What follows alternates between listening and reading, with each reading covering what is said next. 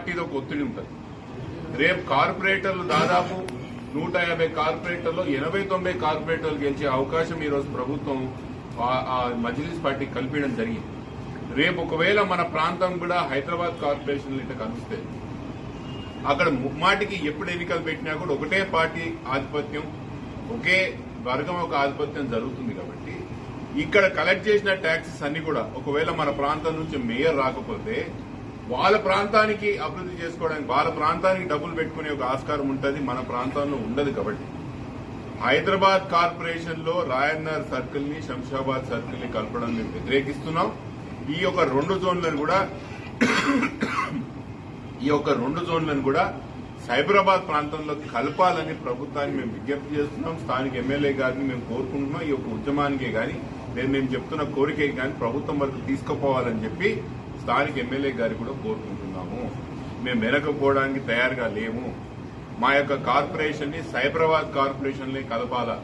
ఇప్పుడు నిన్న మనం సమాచారం కూడా చూస్తున్నాం.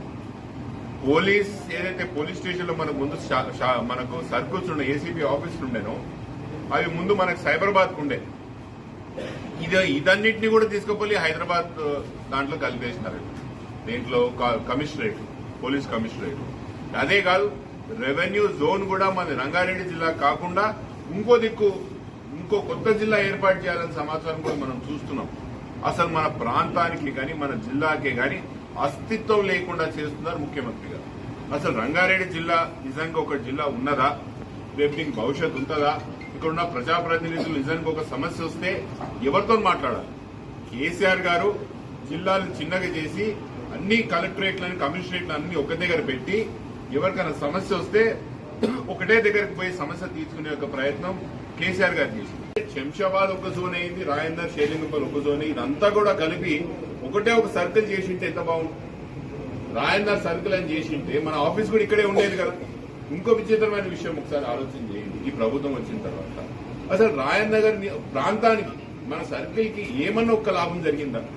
మనకున్న డిగ్రీ కాలేజ్ తీసుకుపోయి ఇంకో ప్రాంతానికి తీసుకోపోతారు. మన దగ్గర ఉన్న హెడ్ ఆఫీసులన్నీ మన రాయందర్ ఉన్న హెడ్ ఆఫీసులన్నీ కూడా షిఫ్ట్ చేస్తున్నారు. ఆ ఈఐపీఎల్ఐ కానీ మిగతా విషయాలన్నీ కానీ ఇప్పుడు ల్యాండ్ యాక్విజిషన్ లో ఆదాన్ని ఎలగొట్టింది. ఇప్పుడు ఇంకో విషయం ఏంటంటే రిజిస్ట్రేషన్ ఆఫీస్ కూడా రాయందర్ నుంచి తీసేస్తారంట. రిజిస్ట్రేషన్ ఆఫీస్ కూడా రాయందర్ లో తీసేస్తే ఎవరు రాయందర్కి వస్తారు? అక్కడ ఉన్న చిన్న చిన్న వ్యాపారాలు ఎట్లా నడుస్తాయి? అసలు మన ప్రాంతానికి ఏం జరుగుతున్నది? బుద్ధిజీవులైతే రాయందర్ నియోజకవర్గంలో ఉన్నారో, నిజంగా చదువుకున్న తమ్ముళ్ళు ఎవరైతే ఉన్నారో ఒకసారి ఆలోచన చేయండి అంట. నేను सोच लेना चाहिए एक बार अपनी हल्के रायनगर में क्या मामला है अभी फिलहाल ఆలోచన చేసుకోవాలా. ఇట్లనే మనం చూసుకుంటా పోతే ప్రాంతానికి తీరని నష్టం జరుగుతుంది అంటున్నా నేను. ఒకసారి అటుసారి గచ్చిపోలిపోయినట్టు ఎంత ఫైనాన్షియల్ గా ఆర్థికంగా ఎంత పరిగెత్తుతున్నది ఆ ప్రాంతం. ఒకవేళ మనం నిజానికి కూడా ఈరోజు మనం కొట్లాడకపోతే అడగకపోతే మనం ఇటు హైదరాబాద్ కార్పొరేషన్ లో కలిస్తే హైదరాబాద్ ఎక్స్టెన్షన్ అవుతాం, మనం ఓల్డ్ సిటీకి ఎక్స్టెన్షన్ అవుతాం. మన ప్రాపర్టీ వాల్యూలు పెరుగుతాయా? రెంటల్ పెరుగుతాయా? ఆస్తుల విలువలు పెరుగుతాయా? ఉద్యోగాలు వస్తాయి? ఇక్కడ ఏమొస్తాయి అంటున్నా నేను. ఇవన్నిటిని వ్యతిరేకించాల్సిన అవసరం ఉన్నది. ముమ్మాటికి యాగమేఘాల మీద ప్రెస్ మీట్ పెట్టడం కూడా సీనియర్ పాత్రికేయులు చాలా మంది అన్నలు మా వాళ్ళు చాలా మంది ఉన్నారు. ఒకసారి ఇది పార్టీలకు అతీతంగా మీరు కూడా ఆలోచన చేయండి. పార్టీలకు అతీతంగా, రాజకీయాలకు అతీతంగా, వ్యక్తులకు అతీతంగా మీరు ముందరికి రండి, ఉద్యమాలు చేద్దామంట. మన వాయిస్ చెప్పే ఒక ప్రయత్నం చేద్దామంట. నేను దీని ముమ్మాటికి ఉద్యమం రూపంలో ముందుకు తీసుకుపోతాము, తీసుకుపోవాలా. హైదరాబాద్ కార్పొరేషన్ లో మన